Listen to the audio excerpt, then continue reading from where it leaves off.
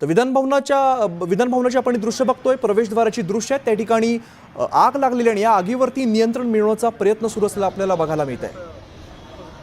विधानभवनामधली दृश्य या ठिकाणी आपण बघतोय, आग विझवण्याचा प्रयत्न केला जातोय। आग नेमकी कशामुळे लागली हे पाहणं आता महत्त्वाचं असणार आहे, मात्र या आगीवरती नियंत्रण मिळवण्याचा प्रयत्न केला जातोय। आग लागल्याचं वेळीच लक्षात आल्यानंतर या उपाययोजना केल्या जात आहेत। या आगीवरती नियंत्रण मिळवण्याचा प्रयत्न केला जातोय। विधानभवन मधली खरं तरी दृश्य या ठिकाणी हे प्रवेशद्वार आपल्याला बघायला मिळते आणि प्रवेशद्वाराच्या या ठिकाणीच आग लागलेली आहे आणि या आगीवरती नियंत्रण मिळवण्याचं काम सुरू आहे। प्रणाली कापसे आमच्या प्रतिनिधी अधिकची माहिती देत आहेत। प्रणाली, आग नेमकी कशामुळे लागलेली आहे? विधान भवनाच्या बाहेरची जी सुरक्षा चौकी आहे, खरं तर म्हणजे एक छोटासा पॅसेजमध्ये सगळ्यांची सुरक्षा चाचणी होऊन मगच विधान भवनामध्ये प्रवेश दिला जातो। त्या ठिकाणी एक 10 मिनिटापूर्वी थोडासा एक असा आवाज आला। आधी तर सुरुवातीला तो आवाज नेमका कशाचा आहे त्यावेळेला कळू शकलेला नव्हता, परंतु असं दिसतं आहे की वरती जी वायरिंग आहे त्या वायरिंगमध्ये स्पार्क झालेला आहे आणि त्या स्पार्कचा तो आवाज होता। आताच्या घडीला आपण पाहतो आहोत की या ठिकाणी आग दिसत नाहीये, परंतु धूर मात्र झालेला आहे। वायरिंग जे आहे त्याच्यामध्ये आणि वास येतोय जळण्याचा। तर वायरिंग मध्ये हा सगळा स्फोट झाला असल्याचं दिसून येतंय। अगदी छोटासा आवाज होता, छोटासा स्फोट होता, परंतु विधान भवनाच्या बाहेरची जी सुरक्षा चौकी आहे त्या ठिकाणी हा सगळा प्रकार घडलेला आहे। प्रणाली, यामध्ये कोणाला दुखापत झाली आहे का? नाही, या ठिकाणी केवळ पोलिसांचे कर्मचारी आणि जे सुरक्षा रक्षक असतात तेच त्यावेळेला तिथं होते। सर्वसामान्य नागरिक किंवा विधान भवन परिसरामध्ये आलेले कोणीही मान्यवर किंवा इतर कोणीही या ठिकाणी नव्हते, त्यामुळे कुणालाही कुठल्याही प्रकारची दुखापत जी आहे ती झालेली नाही। निश्चित, धन्यवाद प्रणाली या सगळ्या सविस्तर माहितीसाठी। आपण पुन्हा एकदा ही विधान भवनाची दृश्य बघतो ज्या ठिकाणी आग लागलेली होती आणि आग नियंत्रणात आणण्यात आलेली आहे।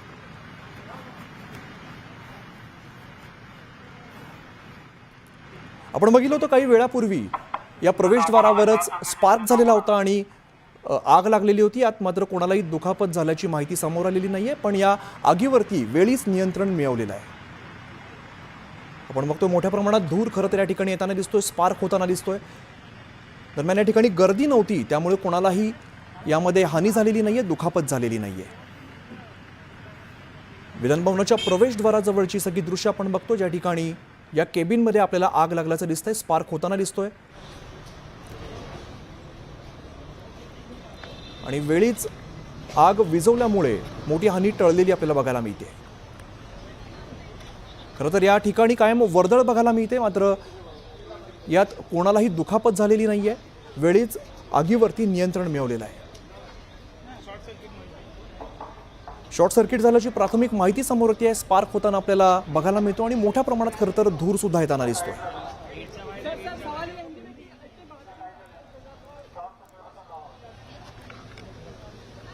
आगीवरती नियंत्रण मिळवण्याचे शर्तीचे प्रयत्न या ठिकाणी केले जात आहेत। आग पसरू नये याची सुद्धा काळजी घेतली जाते।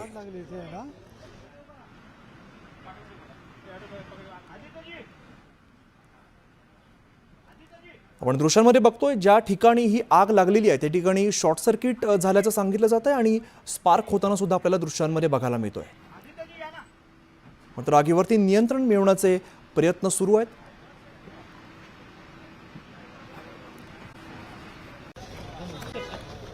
तर विधान भवनाच्या ज्या ठिकाणी आग लागली ठिकाणचे आपण दृश्य बघतोय, आदित्य ठाकरे या ठिकाणी दाखल झाले।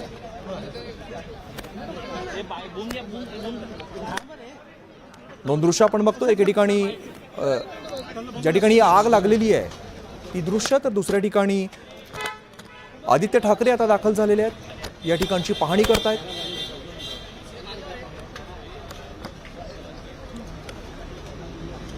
शॉर्ट सर्किटमुळे आग लागल्याची प्राथमिक माहिती सध्या समोर येते।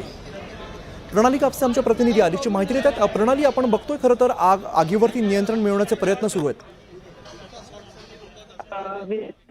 सुरक्षाचा जो गेट आहे त्या गेटवर ही आपण पाहतो आहोत की जी चौकी आहे त्या सुरक्षा चौकीच्या इथं ही आग लागलेली होती आणि आगीवर नियंत्रण मिळवलं जात आहे। परंतु या ठिकाणी आपण पाहतो आहोत की आदित्य ठाकरे सुद्धा मगाशी या ठिकाणी आलेले होते. ज्या वेळेला ही आग लागली आहे त्यावेळेला मात्र कुठल्याही पद्धतीची म्हणजे कुणालाही दुखापत झालेली नाहीये. त्या ठिकाणी सगळेजण या ठिकाणी सगळे सुरक्षित आहेत. परंतु शॉर्ट सर्किटमुळे आग लागल्याचं अजून परिसरामध्ये धूर आहे. आगीवर नियंत्रण मिळवलं जातं, परंतु आताच्या घटनेला आपण पाहतो आहोत की या ठिकाणी थोडासा गोंधळ त्यामुळे झाला होता. कारण विधान भवनामध्ये आज एक विशेष कार्यक्रम सुद्धा होता, ज्या कार्यक्रमासाठी सगळे लोकप्रतिनिधी एकत्रित आलेले होते आणि दरम्यान सगळे लोकप्रतिनिधी जेव्हा जेवायला गेले त्यावेळेला मात्र या ठिकाणी ही आग लागली होती आणि परिणामी आपण पाहतो की थोडंसं गोंधळाचं वातावरण निर्माण झालेलं होतं. शॉर्ट सर्किटमुळे ही आग लागली होती, परंतु या आगीमध्ये कोणालाही कुठल्याही पद्धतीची इजा जी आहे ती झालेली नाही. प्रणाली, ज्या ठिकाणी आग लागली त्या ठिकाणी नेमकं काय आहे हे सुद्धा सांगा आणि आतमध्ये काही कागदपत्र किंवा असं काही महत्वाचा ऐवज होता का? नक्कीच नाही, कारण हा संपूर्ण जो सुरक्षेचा परिसर आहे, वरती जी वायरिंग होती त्या वायरिंगमध्ये किंवा एसीला लागून कनेक्टेड असलेली जी वायर आहे त्या वायर मध्ये ही शॉर्ट सर्किट झालेली आहे. नहीं वो किसको रहना किसको जाना है ये जो फॉरेन में जाने के लिए जो डेलीगेट्स बनाया गया है इसके बारे में भी अभी तक की प्रथा ये रही है कि जो लीडर अपोजिशन लीडर को पूछकर उनसे नाम मंगाकर ये नाम भेजे जाते हैं. अब सरकार की भूमिका इनको विश्वास में लेकर आगे बढ़ने की है तो उनको कोई रोकने का सवाल नहीं, ना रोकने का सवाल आता है. अब वो किसने आगे नाम लिया किसने पीछे नाम लिया वो अभी उनका जवाब वो दे सकते हैं. केंद्र सरकार ने कांग्रेस के नेताओं का नाम मंगाया था क्या सर? मेरे जानकारी के हिसाब से नाम मंगा नहीं था और उन्होंने कांग्रेस के नाम डाल दिया. ये देखिए आज तक जो परंपरा रही है, आज तक एक विरोधी पक्ष नेता को विरोधी पार्टी को लेकर विश्वास में लेकर कोई निर्णय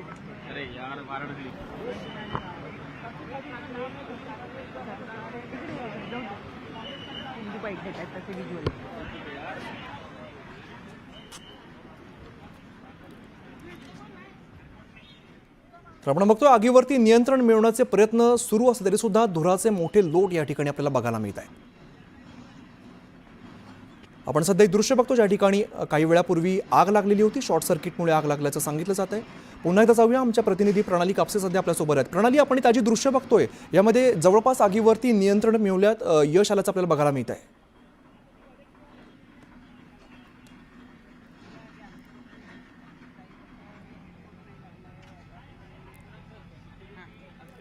तर पुन्हा जाऊया, आमच्या प्रतिनिधी प्रणाली कापसे सध्या आपल्यासोबत आहेत. प्रणाली, आपण जी दृश्य सध्या बघतोय त्यामध्ये आगीवरती आता नियंत्रण मिळाल्याचं दिसतंय.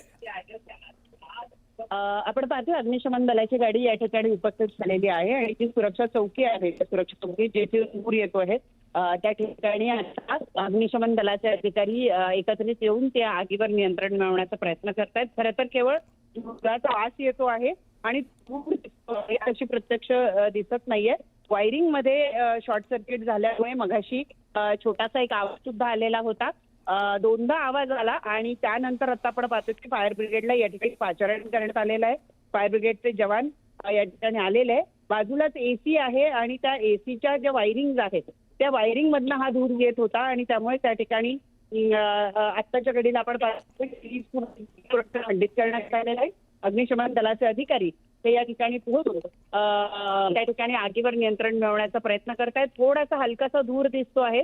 खरं तर फार मोठी आग नाहीये, परंतु आपण पाहतोय की या ठिकाणी अग्निशमन दलाला पाचारण करण्यात आलंय, कारण विधान भवन हे अत्यंत संवेदनशील अशी जागा आहे. आणि जसं मगाशी सांगितलं की या ठिकाणी आज विशेष कार्यक्रमाचं आयोजन सुद्धा करण्यात आलेलं होतं. विधान भवनाच्या ज्या सगळ्या समित्या आहेत त्या समित्यांचं सामूहिक उद्घाटन जे आहे ते आज करण्यात आलेलं होतं आणि त्याच्यासाठी म्हणून मुख्यमंत्री उपमुख्यमंत्री यांच्यासह सर्व महत्वाचे आमदार, विधान भवनाचे सभापती, अध्यक्ष, उपसभापती, उपाध्यक्ष असे सगळेच जण मोठ्या संख्येने सहभागी झालेले होते. ज्यांचा कार्यक्रम संपून नंतर जेवणाच्या ठिकाणी ते सगळे गेलेले असताना या ठिकाणी बाहेरची जी सुरक्षा चौकी आहे या चौकीला लागल्यास आपल्याला बघायला मिळत आहे आणि परिणामी थोडासा गोंधळ या परिसरामध्ये निर्माण झाला होता. आणि आता आहोत की आगीवर नियंत्रण मिळवण्यात यश आलेलं आहे. अग्निशमन दलाच्या गाड्या आणि अधिकारी जे आहेत ते पोहोचलेले आहेत फार मोठी आग नव्हती, परंतु मी जसं म्हणाले अतिशय संवेदनशील असा परिसर आहे आणि त्यामुळे या निश्चितच ठिकाणी सगळे संवेदनशील सगळा हा भाग असल्यामुळे विशेष काळजी घ्यावी लागते. धन्यवाद प्रणाली या सगळ्या सविस्तर माहितीसाठी.